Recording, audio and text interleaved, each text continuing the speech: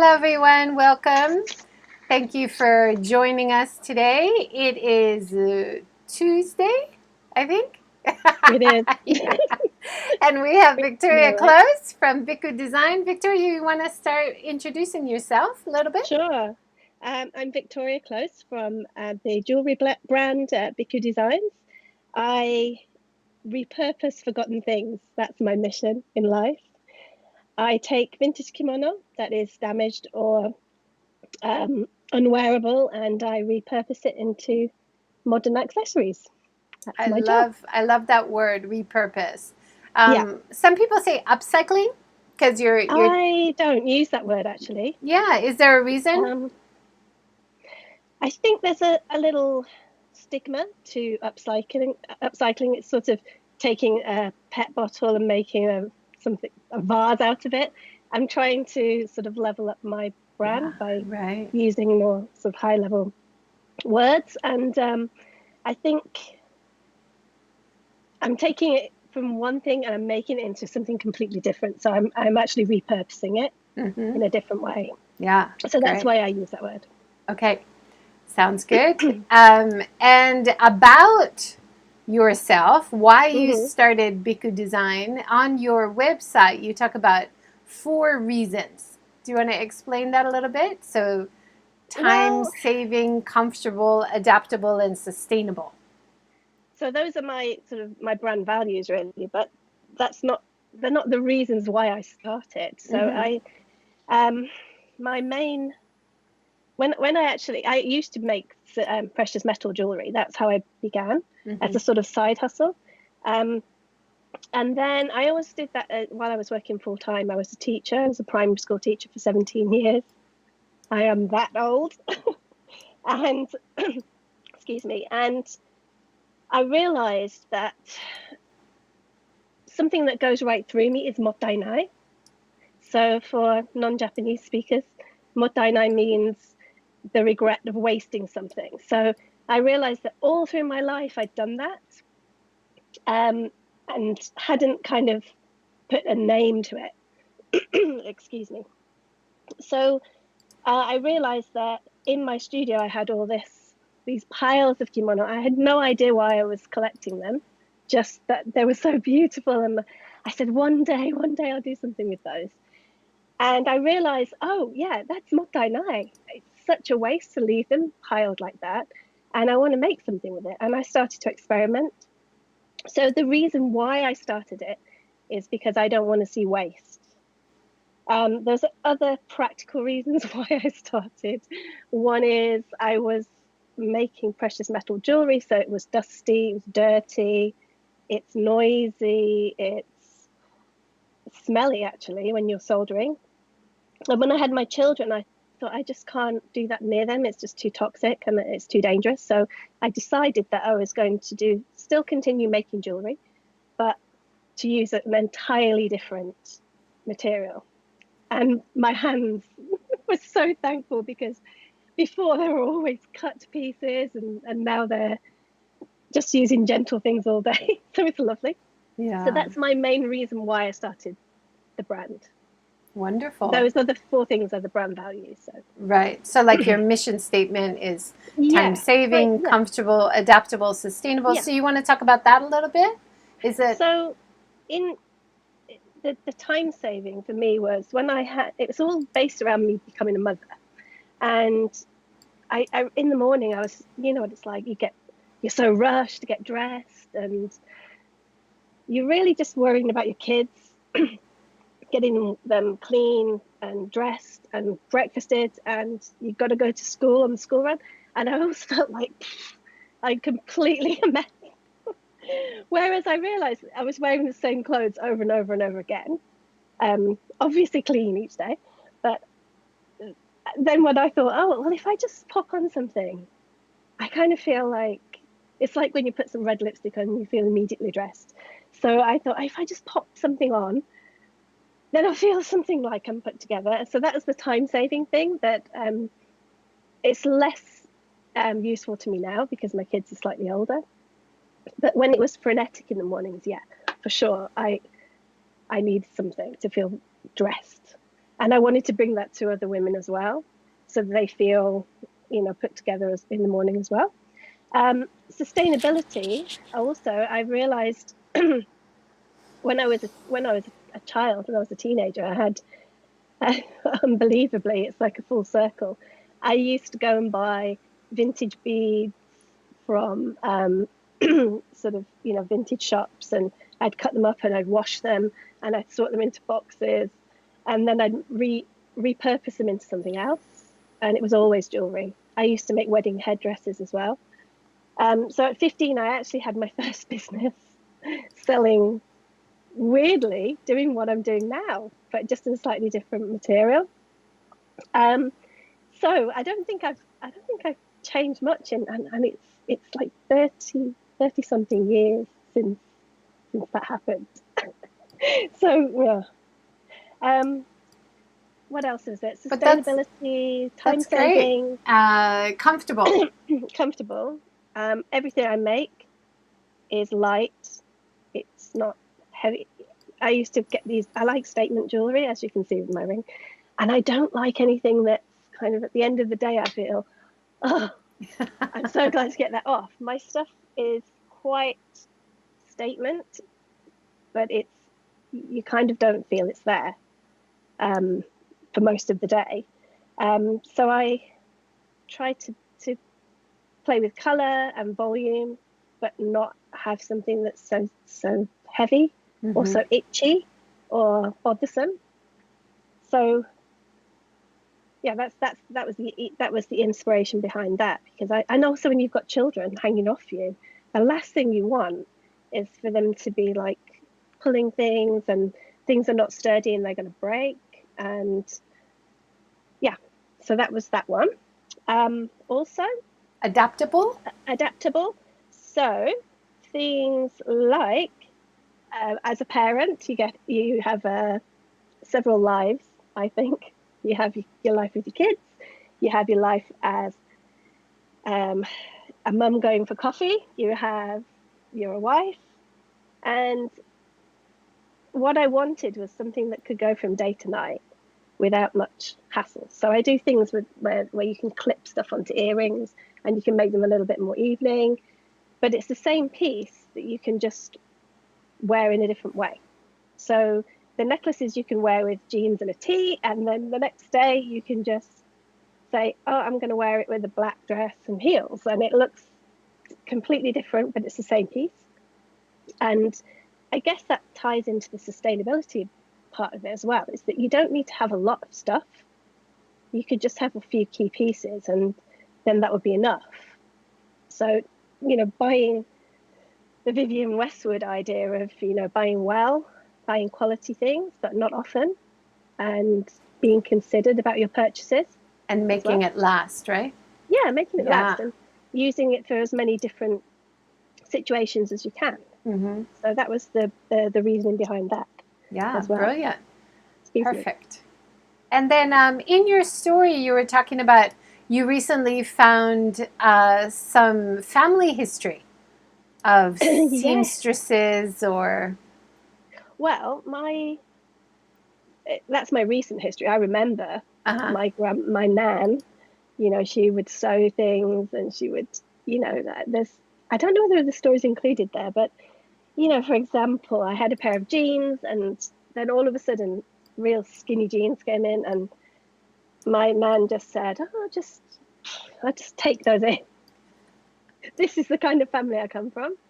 And my husband always says, oh my gosh, you always say you can do, I can do that. I can make that. I can change that. I can repurpose that. And that's the sort of family that I come from. My mum's like that. My grandma was like that. I'm assuming further down the line, they were all like that. So one was a milliner, and one was she was a seamstress, but they were also both entrepreneurs. They had shops, both of them. One of them had a newspaper shop, and one of them was a general store. So I think customer service is through me.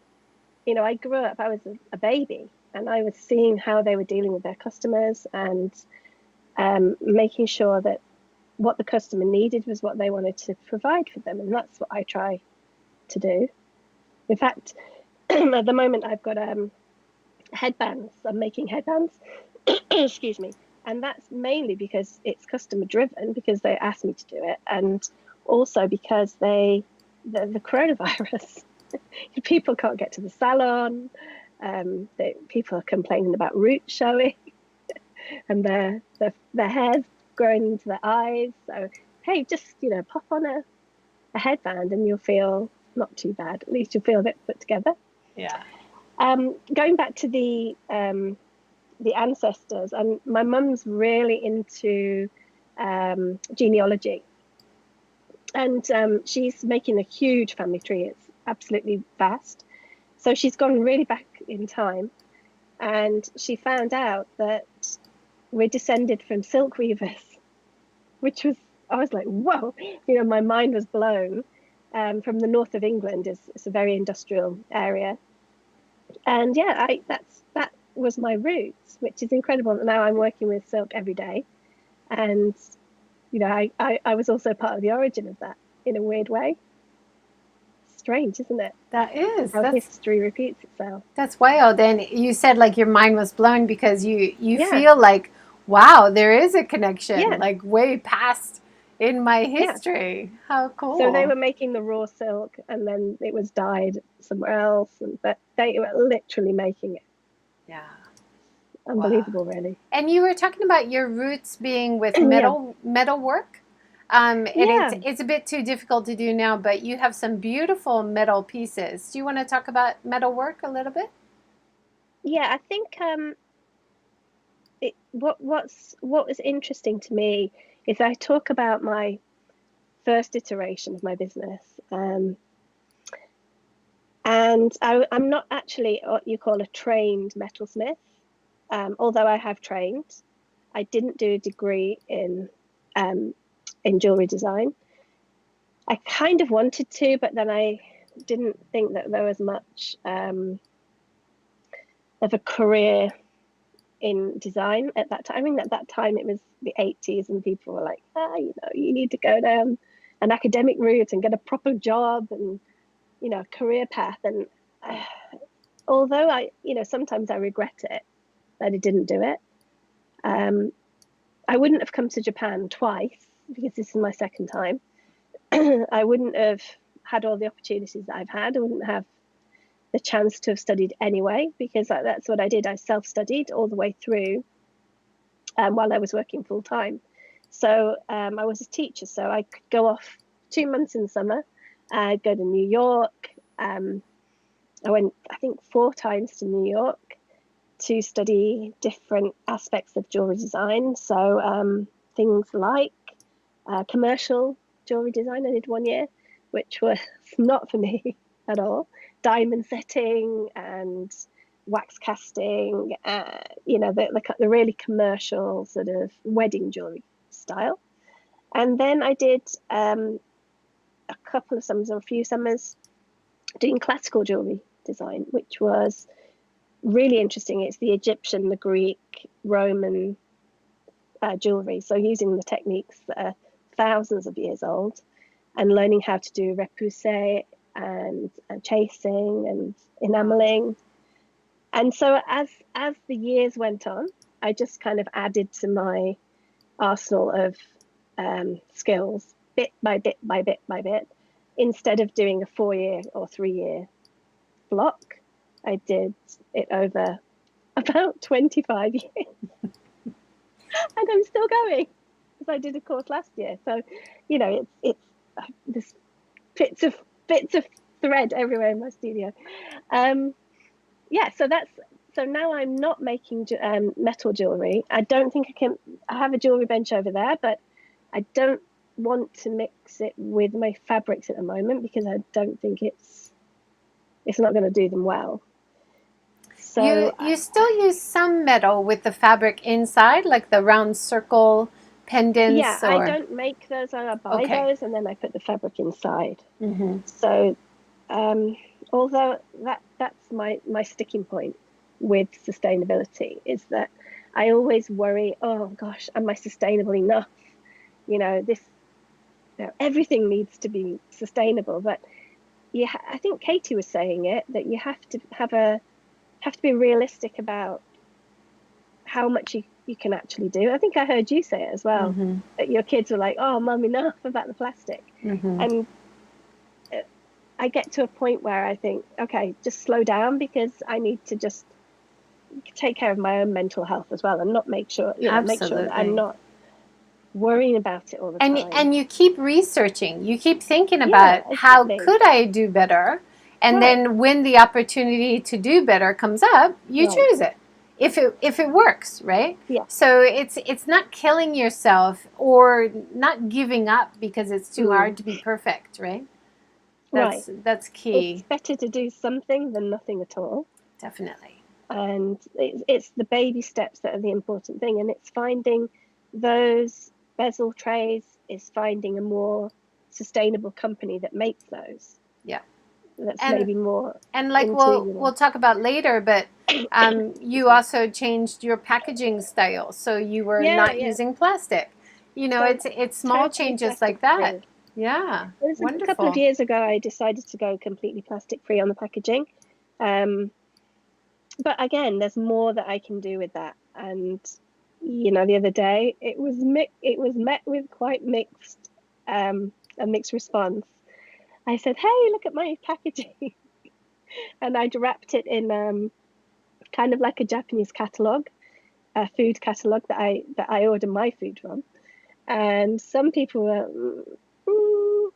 the majority were like, "Yay, this is fantastic!" And they could see the care that I'd taken to wrap it to make it still look attractive. But some people were like, "Really?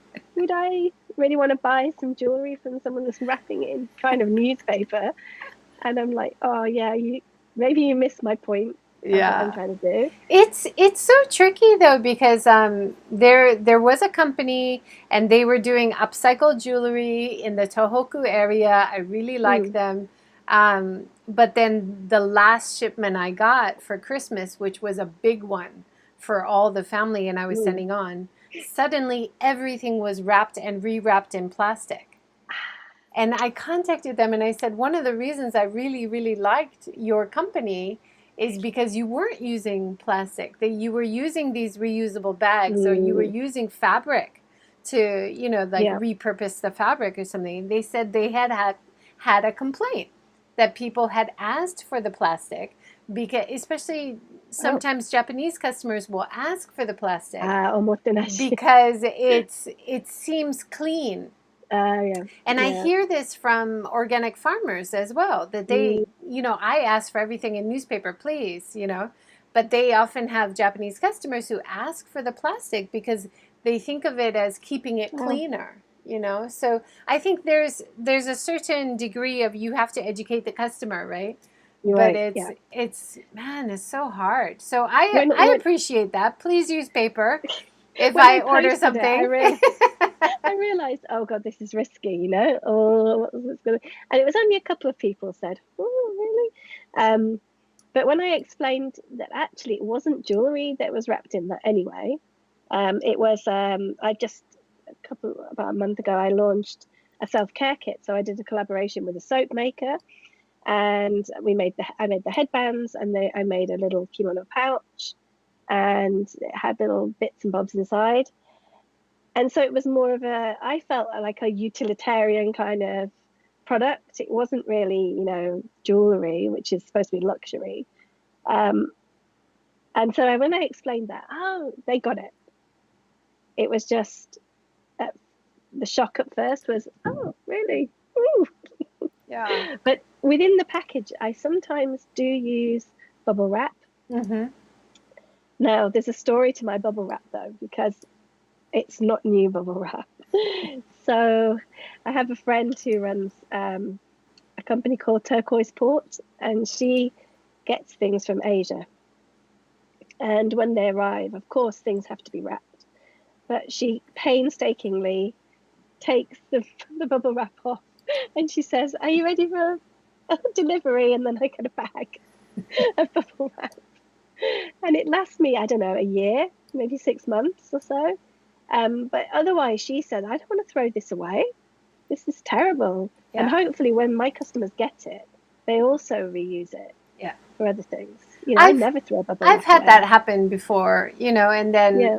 how do you reuse it? And Right. how do you stick with your principle of not using plastic? Well, you Right. just have to kind of reuse it as long as you can, as long as Right. it's not harming you. Like one thing I was doing, which I've stopped doing now, is reusing plastic bottles.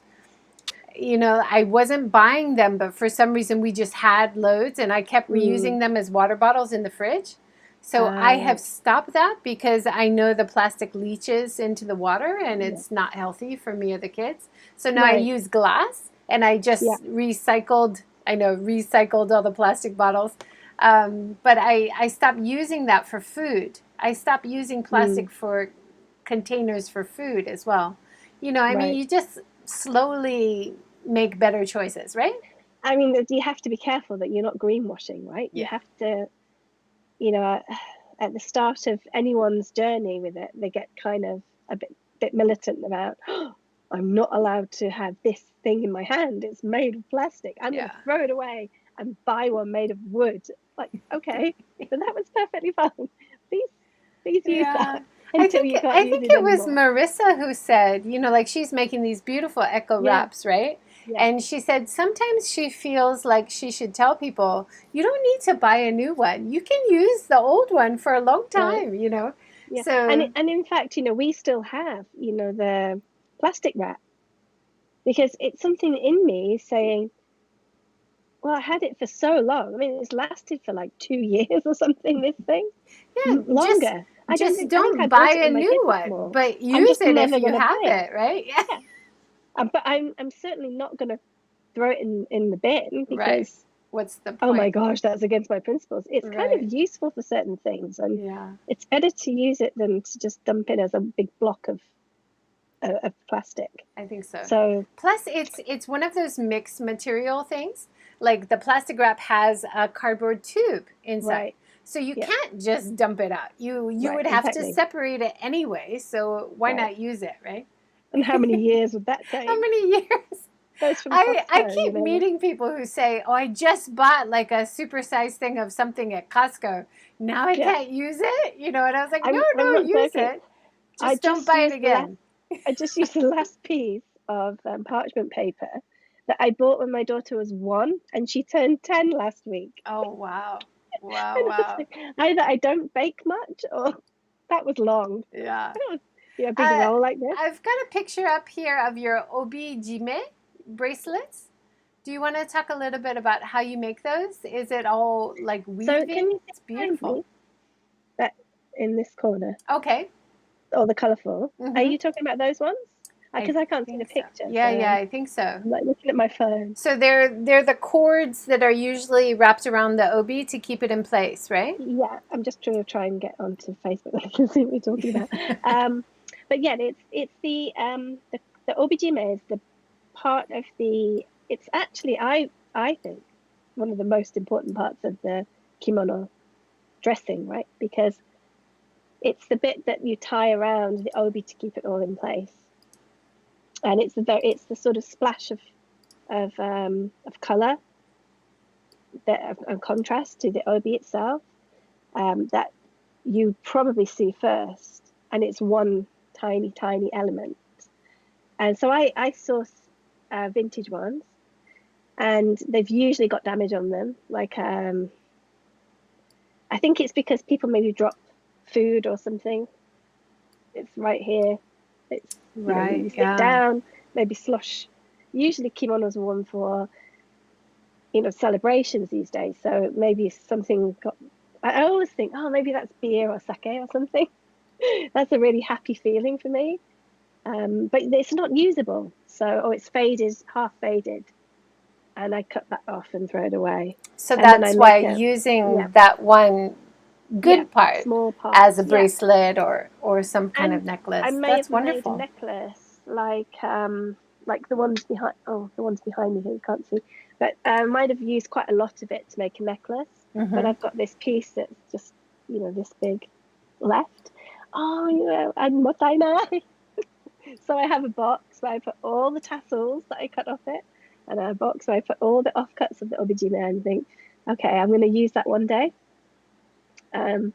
It's kind of like hoarding, but No, I try to you're use it gonna as much as I sell it. can. You're gonna use it, Yeah. repurpose it. I love Yeah. that. You also have a really unique idea. I love this idea of using kokeshi. You have a Yeah. kokeshi box. Do you want to introduce that? Well, I think I've got a slight kokeshi problem myself. And I know a lot of people do. I have got quite a lot of kokeshi, and I just kept buying more and more and more and more. And I had about 30 or 40 in my studio, and I thought, oh, well, one day I'm going to sell those. And then they just sat there for 2 years because I just kind of loved them, and they became part of my studio, and oh, they're lovely. And my husband kept knocking them off and saying, when are you going to get sell these things? And I thought, oh no, it's the time. I've got so many. And kind of, it's a kind of nice job in that as soon as something goes, I can go shopping and sourcing again. And actually, it's not the thing that I want. It's the joy of finding something that I think people will like. That is the job for me. It's not a job. Let's face it, it's not a job. It's complete pleasure. So I had all these kokeshis and thought, well, maybe I should make some kind of box out of it, kind of a gift box, so a subscription box style, but it's not monthly. So it was just a one-off box, and it had kokeshi themed jewelry inside that I'd made from kokeshi fabric, and a kokeshi, and people could get to pick their kokeshi that they wanted, and then they could pick the style of jewelry that they wanted. And I wrapped it all up, and so when the customer got it, or gets it, I've only got 3 left. They open up the box, and there's all these little things inside, and I put some chocolate in there and some little. You've got little a great variety. ceramics. Like even the mismatched earrings, but they go together Yeah, perfectly. yeah. The I boy, don't do symmetry. That's right. one thing I don't do. I never do symmetry. Even my jewelry, I say, please wear it like this. Don't wear it straight. I don't know what it is. It just bothers me. It's really straight. Well, you're a designer. That's why. Yes, like You're the offset, artistic lady. I love it. So let's talk about the self-care kit, because that was another business innovation. That was a really nice idea. Collaborative work. You want to describe it? Yeah, so that's already sold out. But what grew from that is the headbands are still going. They're just going and going. My fingers are raw with sewing. I think I made 25 this week already. So, but the self-care kit was really because I felt that when COVID-19 happened, I kind of felt at the beginning, okay, I'm going to go for it. And then I went into this silent mode. And what I'm realizing is when I'm in a lot of, I'm in a mastermind and lots of different groups for handmade people. And everyone's describing the same thing. Because we're all in different countries, we're all experiencing it at different months. But it seems to be the same pattern that I experienced. I think I was a little bit ahead of it because Japan started earlier than everybody else. But I went into this real silent mode. Oh, I'm losing you a bit. Oh, you're fine on this side. Yeah. Okay. And I went into this silent mode where I just didn't want to do anything. I didn't want to engage with my business. And I did an online summit and then realized, oh, you know what? I think I just need to show up now, and I need to show up in a real positive way. And that's what I decided to do. That's Are you still there? wonderful. I'm here. I'm here. I had a really weird. I'm just not moving. Yeah. No, it wasn't. No, it was some kind of modern art. Okay, okay. Wow, she's so good at modern art.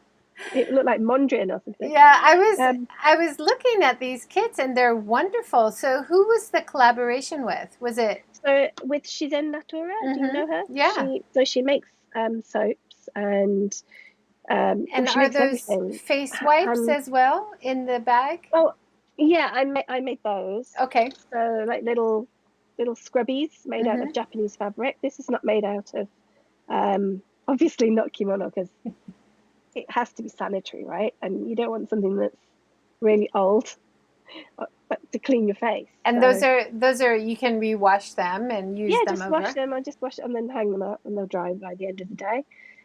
So there was that, and a facial soap which smelled divine. I've still got a few waiting to be shipped off. And a headband and in a bag. And it was just putting myself and how I was feeling, because I know my customers think like me, because I found them. That what do I need right now? What I need right now is I need a bit of self-care. I need to look after myself a bit better than I have been doing. I need to take it, stop being so tough on myself. And a magical thing happened, because my business just went.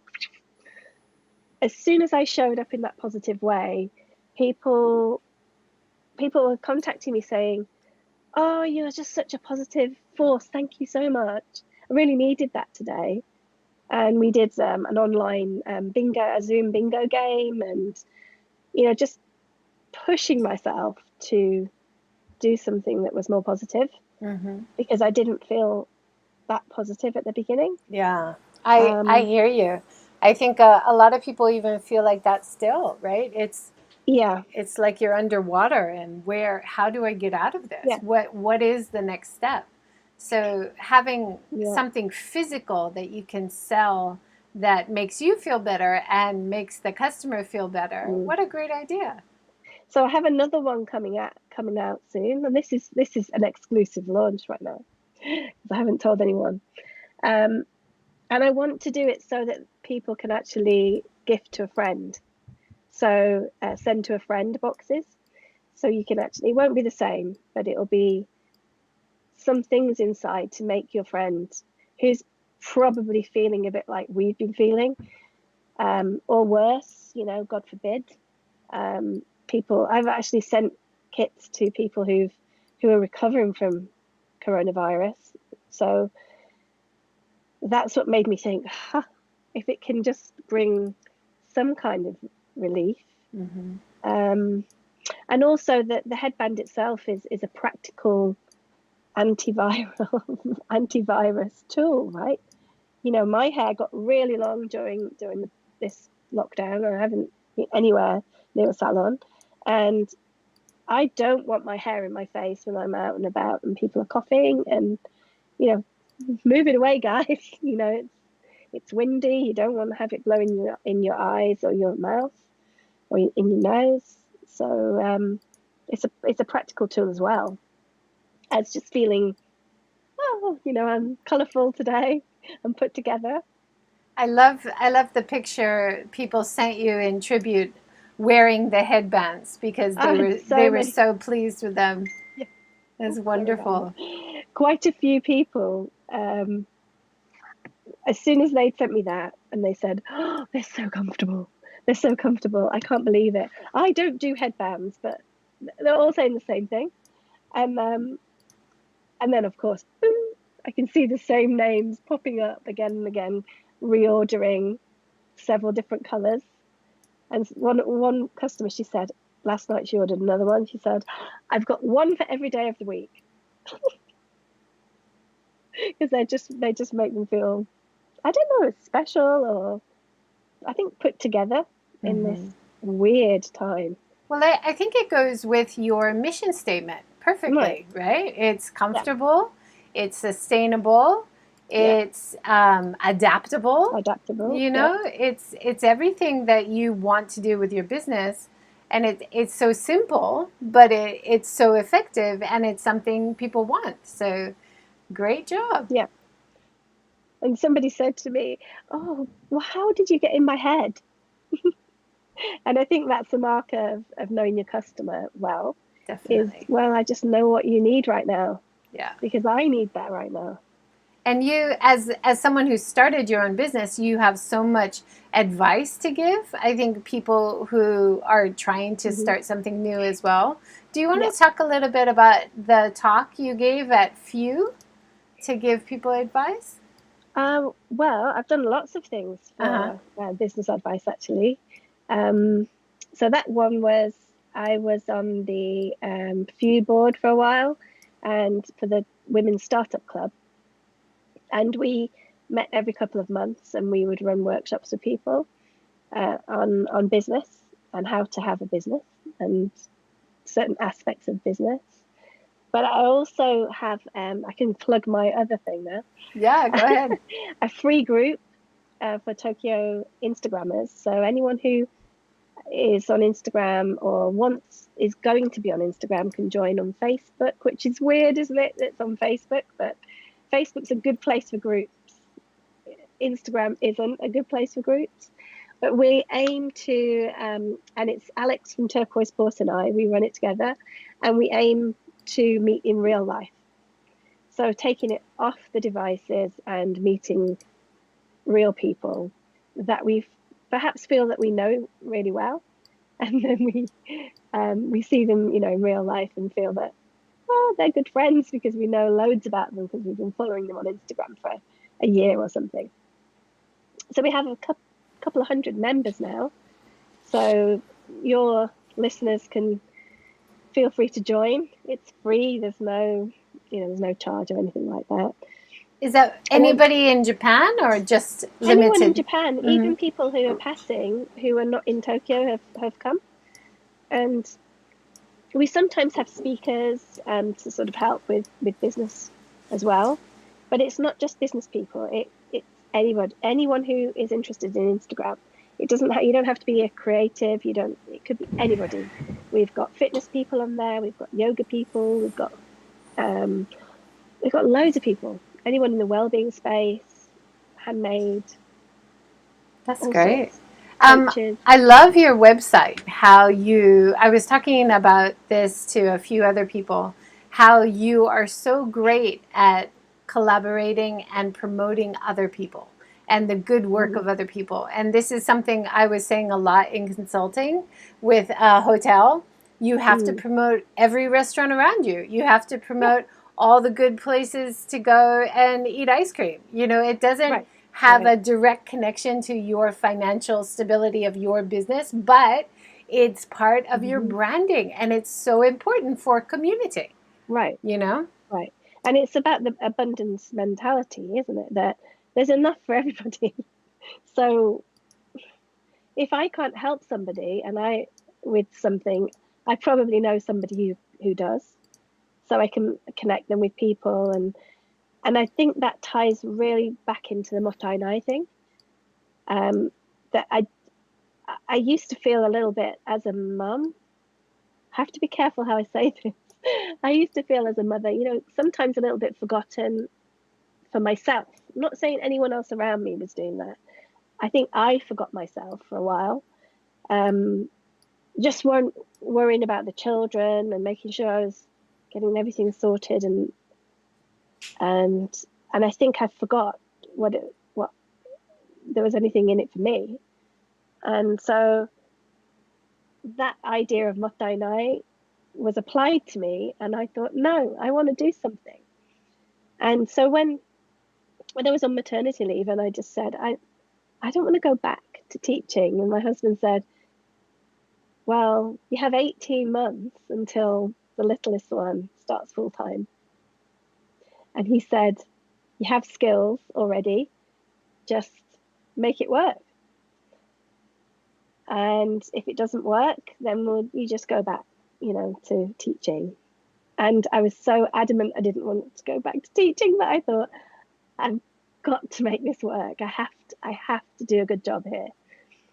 And that's how it all began. And that's the why of why it began, Yeah. or how I started it. He said, actually, you're over the wall, run for your life. You're doing well, It's not Thank you. easy. And it's not something you can ever coast when you're running your own business, right? You got to just keep going. And of course, with coronavirus and the children being home, husband working at home, we're sharing the space right now. Trying to organize the children's learning at the same time as running the business. It's kind of nuts right now. Yeah.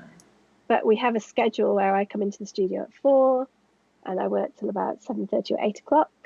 And, I try and take snippets of time throughout the day as well.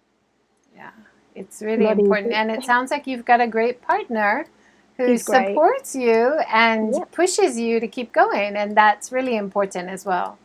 That's it. And someone having belief in you that you can do it is half the battle, really, because sometimes I go, oh, I haven't made any sales this week. And he goes, and?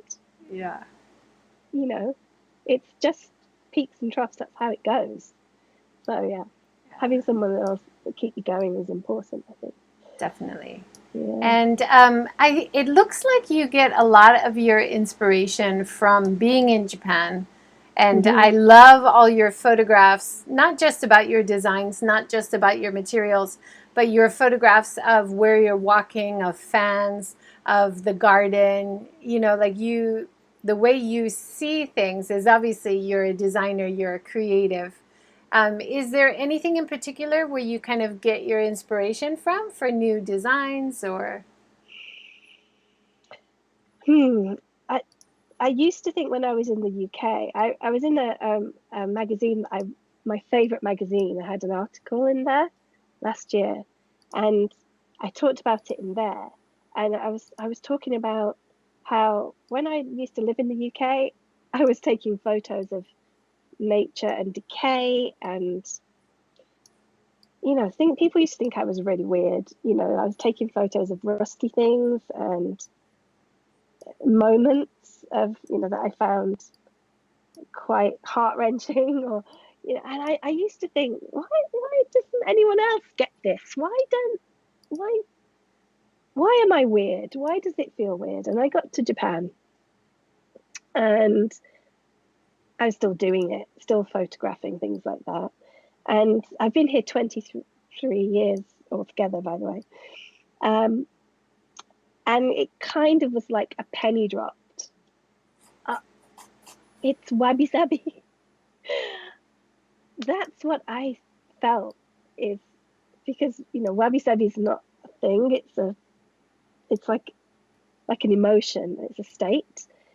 And I thought, that's the imperfectly perfect is what I was doing all along. And I had no idea. I just couldn't label it. I could explain it. Oh, I love this because I love how the rust is eating the bike away, and I find that texture fascinating. Everybody else thought that was a very odd thing until I came to Japan and people were like, yeah, that's what we think. That's beauty. That's a wonderful way to describe it. I never thought of it as being wabi-sabi, but yeah, when you see an abandoned building and ivy growing through it, that is beautiful.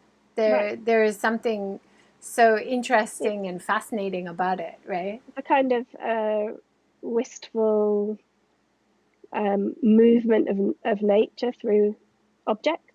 That's how I felt. And I think my jewelry is based on wabi-sabi. The reason why I like to have things asymmetrical is because in wabi-sabi, you never would see something straight and perfect.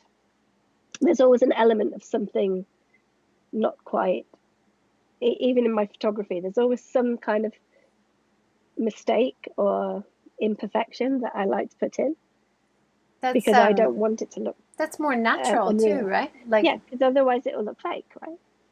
It'll look like when I have leaves lying doing a flat lay.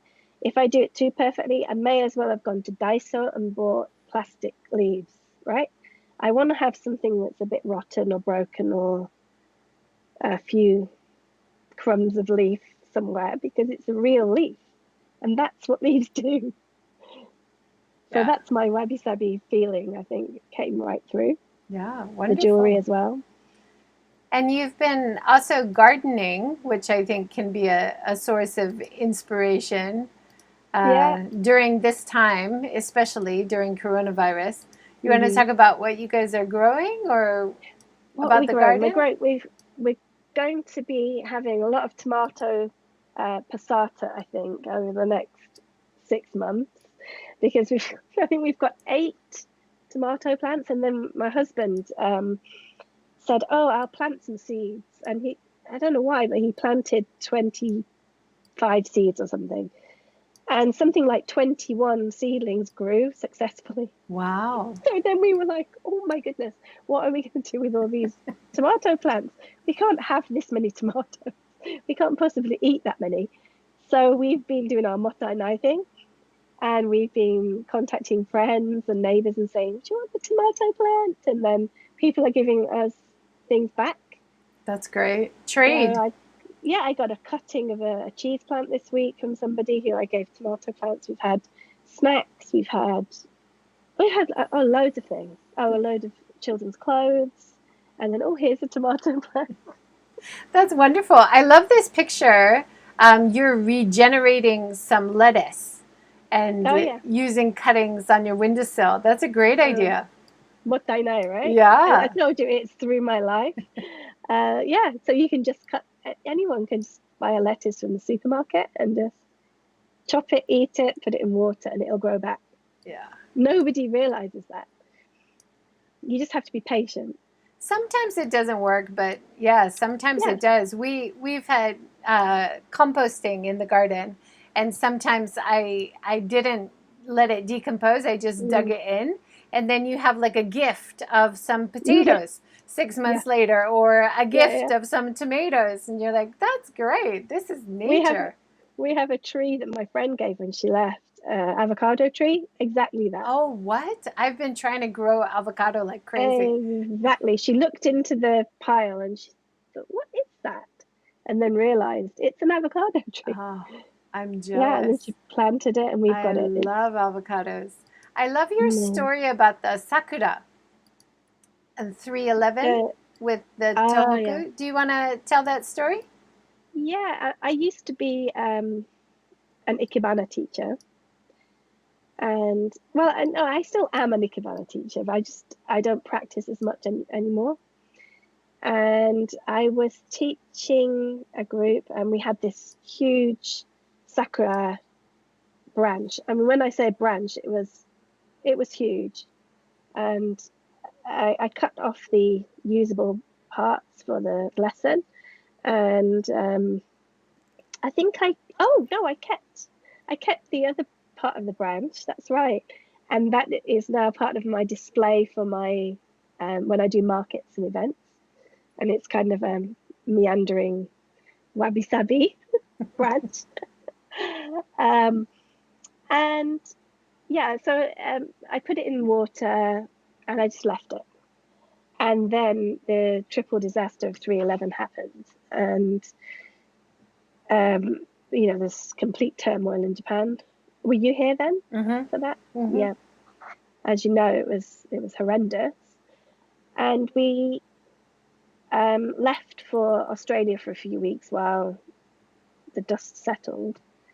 And then we came back and we tried to get our life back together. Our daughter was 1 at the time, or coming up to 1.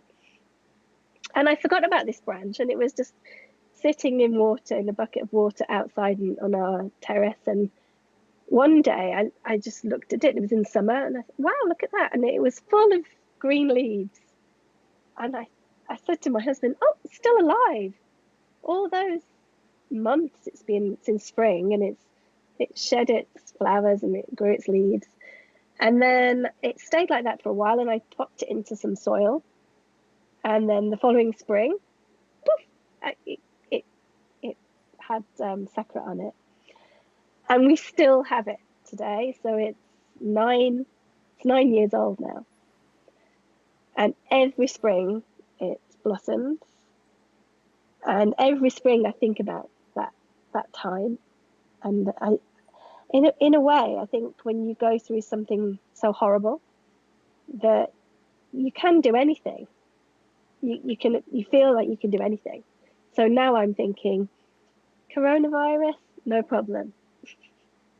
At that time, we couldn't go outside, we couldn't find the right food, or water wasn't safe, and we had a baby, and so coronavirus, we got this. This is much more manageable. Put a mask on. In a weird way, Right, yeah. But then, I mean, radiation is it's not something you can pop a mask on and just pop to the shop, right? Yeah. You have to take it much more seriously. My kids were a little bit older then, but I remember feeling, it was the first time I was feeling really uneasy about having a family in Japan. And should we go? Should we, should we stay? That was so scary. Yeah, so for coronavirus, just staying home and you'll be safe seems easier, right? Yeah. I love that how your sakura has bloomed and grown, and it's all from that ikebana lesson that it was left to the side. So mottainai, right? Yeah, again, regenerated. Here we are again. Beautiful story. It's about taller than me now. Wow. As tall as me. Is it in a pot or is it in the just in a pot? Yeah. Wow. Yeah. Beautiful. Thank you. Let's talk about the future a little bit. I found this great post that you did where you put your logo on an abandoned building. Oh my gosh. And you said, maybe that would be my dream. Is that still your dream for the future, to have your own shop? Brick and mortar? Yes, brick and mortar, the way to go. If you'd have asked me 6 months ago, I probably would have said yes. But having seen what the brick and mortar industry has gone through in this last while, I felt so thankful to have a shoppable website and customers who I trained to shop online, and that took years to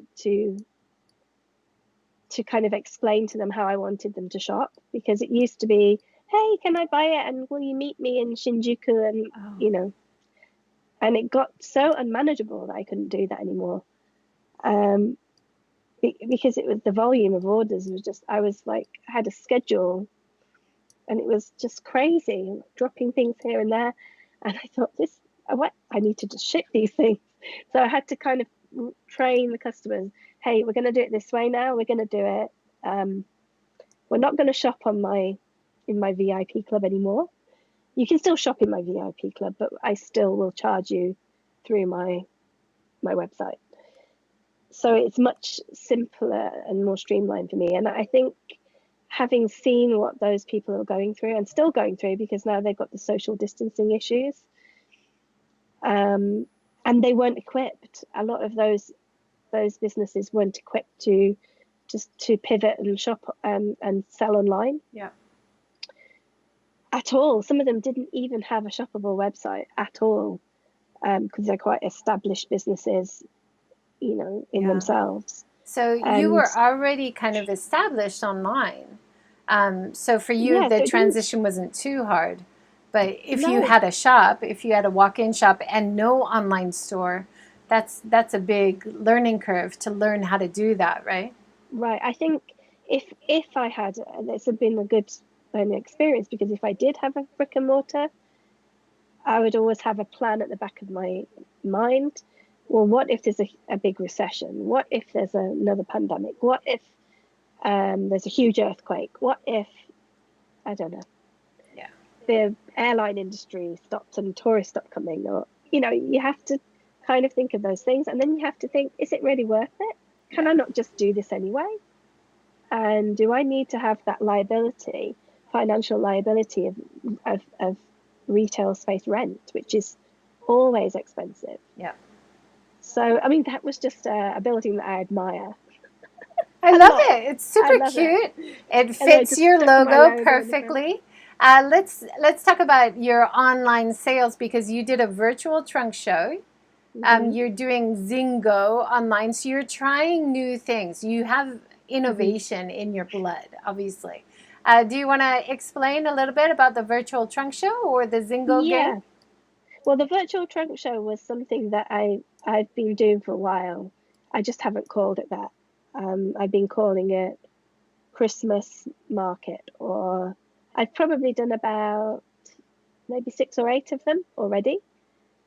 So the virtual trunk show was just stuff that's not on my website, and you can come along. And is it done by Zoom? How do you do it? Well, I did it. I did it through. No, how did I do it this time? Is it like I did it Facebook on an event. Uh-huh. I think I did it on my page, my business page. I do so many different things I can't remember. I think I did it on my business page, and then I invited everybody on my VIP club and all my different channels and my mailing list, and I was poised, and I set up. I spent hours creating posts that were scheduled to go out, and I was sitting there at the computer. So I'm there live. I wasn't live. I'm there in real time. And anytime anybody said they wanted something, I'd respond, and then I'd write it down, and so on and so forth. And then I was posting so fast that Facebook locked me out of my own event. Oh, no. Yeah. And I was just like, oh my gosh. And I'd done about an hour, and then it said, stop spamming. It kept saying, stop spamming people, stop spamming people. And it was different posts. It wasn't the same post every time. And yeah, they locked me out, completely locked me out. I couldn't post anymore. I could only comment on people's, on the thread that was already existing. They stopped all my scheduled posts going out. I couldn't do anything. I think it was for about 2 days. Oh my gosh. Wow. So I kind of looked at the names and thought, I think most of them are in my VIP club anyway. So I headed over there and said, look, guys, so sorry. It just has happened. And someone said, I thought you'd gone quiet. And I said, I couldn't communicate with you. I couldn't do anything.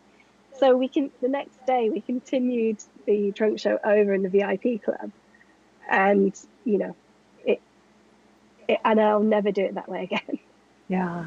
Maybe, you could try it via Zoom or Skype, some kind of group meeting, and then you could respond to people in real time and say, oh, this is available, or describe the item more. It's kind of tricky then to sort of write down who got what, and then, it's so tricky. Yeah. I've seen people do it on Instagram as well with a live on IGTV, and it just looks like terrifying. Yeah, it's hard. List, if you have somebody doing the tech stuff with you while you're trying to talk, that's easier. I think you have to. Yeah. You have to, I think. Yeah. What was the Zingo game that you did? Well, that was a bingo. A basic bingo, and I shared my screen on Zoom, and we had a bingo selector thing, and then I gave a load of things away. One of the things that I like to do is I feel like one of my values for my brand is generosity. So, giving my time to things, or, giving things away to people. I really like that. That's wonderful. Maybe that's crazy, but that's a part of your brand, right? That's a part of building customer loyalty, about people feeling good about your brand and telling their friends. It's building a strong brand. So you're doing a great job. I just want to have fun as well. So. Yeah, no. Well, you have to enjoy it. Otherwise, why are you doing it, right? Right, exactly. Well, that's almost an hour. We've got one more minute. Yeah, that was great. Do you want to talk about any other points that we haven't touched on yet? Maybe I can. Can I say something about my mailing list? Of course. Because I'm giving away free downloads of my kimono, hand-drawn kimono coloring sheets, which was also linked to the COVID-19 issue of people staying home and not having anything to do and feeling a little bit trapped. And anyone who's interested in who's a Japanophile, they were coloring them in and sending me photos. It's so nice to see. They are beautiful designs. Thank you. I wanted to mention that, so thank you so much for bringing that up. So you're hand drawing these, and people can get them and color them in and enjoy that way. The process is sign up to my newsletter, and then you'll get automated email. And in the email, there's a link to the colouring sheets, which is in a hidden place on my website, so you'll never be able to find them. And then you can download them as much as you like. That's but wonderful. It's basically just my lead magnet to get people to sign up to my newsletter. They're beautiful. Thank you. A great idea. Yeah, so many great ideas and so many wonderful stories. So thank you so much for joining today. You're an really inspiration. Nice to see you. Yeah, really nice to Thank see you. you. Yeah. And good luck with all you do. And I hope, you know, your innovation, your new ideas can carry you through the Corona time and you can get people to sign up. But I would also love to send people to your website because you have such beautiful articles. Your blog is really interesting, very inspirational. You have great stories there. You introduce great other businesses in Tokyo. So I would definitely recommend people to check out your website, sign up for the newsletter. Definitely. Bikudesigns.com. Yes. We will add it below, but Bikudesigns.com for sure. And you have a good presence on Instagram and Facebook as well. Yeah. And Twitter. Well, Twitter is it's new-ish for me. I have no idea what I'm doing. No, it's all good. Thank you, everybody, for joining. We did have some comments, and I put them on the screen, but I didn't mention. So thank you very much for adding your comments. There were no questions because you're explaining everything so beautifully. Thank you so much. Thanks so much. Everybody have a good day, and please join us again tomorrow, 9 a.m. We are talking to a tatami artist, Kenji. So please join us for that. Thank you, everybody. Have a good day. Bye. Thank you, Victoria. Bye. Bye. Thank you. Bye.